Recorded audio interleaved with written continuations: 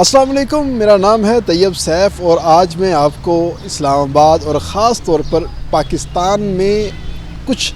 انہونے ہوئے واقعات کے بارے میں بتانے جا رہا ہوں، جن کی باقاعدہ انویسٹیگیشن ہو چکی ہے اور تصدیق ہو چکی ہے کہ پاکستان کے اندر ایسے شاہکار موجود ہیں جو کہ افغانیوں کو باقاعدہ طور پہ پاکستانی شہری بنانے کے اندر ملوث ہیں۔ ویسے تو کہا جاتا ہے کہ پاکستانیوں کی ایک بڑی تعداد ایسی ہے جو کہ بیرون ملک جانا چاہتی ہے اور وہاں کی سٹیزن شپ لینا چاہتی ہے، لیکن بہت سارے ایسے لوگ ہیں جو پاکستان میں آتے ہیں اور پاکستان میں آ کے ان کی سب سے بڑی خواہش یہ ہوتی ہے کہ پاکستان کی سٹیزن شپ لے لی جائے۔ اس حوالے سے وزارت داخلہ ان تمام لوگوں کو سٹیزن شپ جو ہے وہ نہیں دے رہی، کیونکہ سیکیورٹی کے کچھ ایشوز آ رہے ہیں، کیونکہ بہت سارے لوگ جو پاکستان میں آتے ہیں وہ اپنے ممالک کے اندر کرپٹ ہوتے ہیں یا وہاں کے اشتہاری ہوتے ہیں، وہ پناہ لینے کے لیے یہاں پر آتے ہیں اور یہاں پر آ کے وہ سٹیزن شپ کی درخواست دیتے ہیں،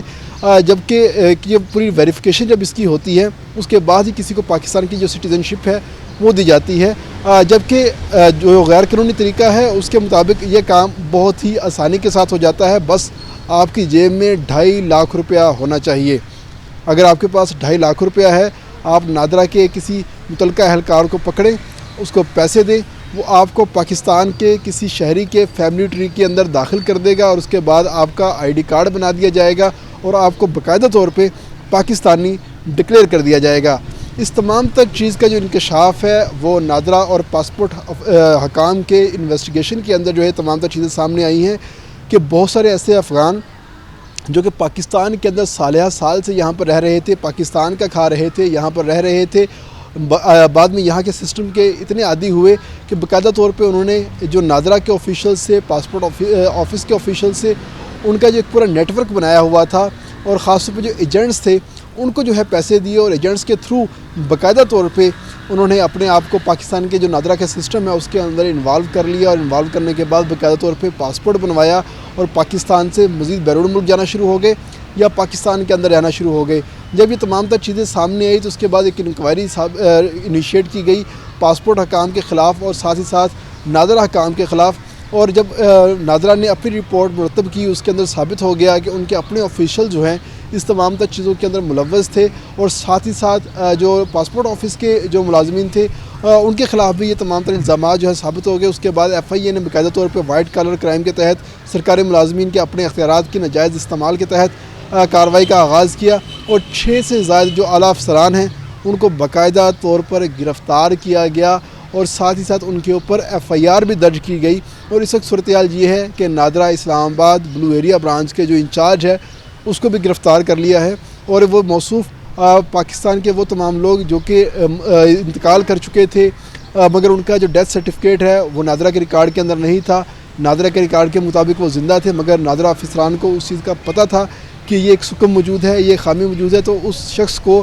نادرا کے سسٹم کے اندر اس مردہ شخص کو ظاہر کر دیا جاتا تھا اور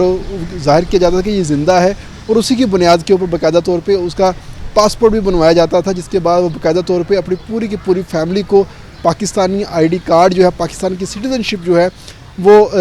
دلوانے میں کامیاب ہو جاتا تھا اور اس میں اس کا کوئی خاص خرچہ نہیں آتا تھا، صرف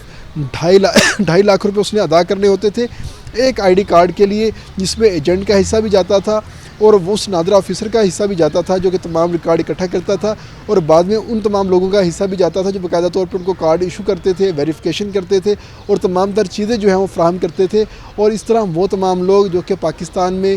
مردہ ڈکلیئر کیے جا چکے ہیں مگر نادرا کے پاس ان کا جو ریکارڈ ہے وہ نہیں پہنچایا گیا تھا، تو ان تمام لوگوں کے ریکارڈ کے اوپر ان تمام کے جو سٹیزن کارڈ ہیں وہ جاری کیے جا رہے تھے اور ان کو مختلف فیملیز کے اندر شامل کیا جا رہا تھا، جس کے بعد یہ بہت بڑا اسکیم جو ہے بن کے سامنے آیا اور وزارت داخلہ نے بھی اب اس کے اوپر باقاعدہ طور پہ کارروائی کی ہوئی ہے۔ اس کے بعد ہی وہ تمام افغانی جو پاکستان کے اندر رہ رہے ہیں ان کو یہاں سے نکالا جا رہا ہے اور ساتھ ہی ساتھ جن کے پاس پی آر کارڈ بنائے گئے تھے ان کو یہاں سے نکالا جا رہا ہے اور ساتھ ہی ساتھ وہ تمام لوگ جو کہ پاکستان کے سسٹم کے اندر داخل ہو چکے ہیں اور انہوں نے اپنے آئی ڈی کارڈ بنوائے ہوئے ہیں اور وہ اپنے آپ کو پاکستانی کہلواتے ہیں، ان تمام کی آئیڈینٹیفیکیشن بھی اب ہو رہی ہے اور وہ تمام لوگ جو اس کام کے اندر ملوث تھے ان تمام کو گرفتار کر لیا گیا ہے اور اس سے تفتیش کی جا رہی ہے اور جن جن لوگوں کے وہ نام بتا رہے ہیں ان تمام لوگوں کا ریکارڈ جو ہے وہ نکالنا سٹارٹ کر دیا گیا ہے اور جلدی ان تمام کی فہرستیں بھی بن جائیں گی اور ان کو بھی پاکستان سے نکال دیا جائے گا۔ یہ پاکستان کے اداروں نے ایک بہت ہی اچھا کام کیا ہے، وزارت داخلہ نے یہ بہت اچھا کام کیا ہے اور اچھا کام کے سلسلے میں یہ چیزیں سامنے آئی ہیں کہ افغان شہری پاکستان کے غیر قانونی سٹیزن جو ہے وہ یہاں پر بن رہے تھے، جس کی وجہ سے سیکیورٹی کے حوالے سے مسائل کا سامنا کرنا پڑ رہا تھا اور دیگر مسائل کا سامنا بھی کرنا پڑ رہا تھا۔ تو اب جو ہے پاکستانیوں کا ڈیٹا جو ہے وہ سیکیور کیا جا رہا ہے تاکہ اس کے اندر مزید کوئی غیر ملکی شہری اس کے اندر داخل نہ ہو سکے اور پاکستان کا غیر قانونی کارڈ نہ بنوا سکے۔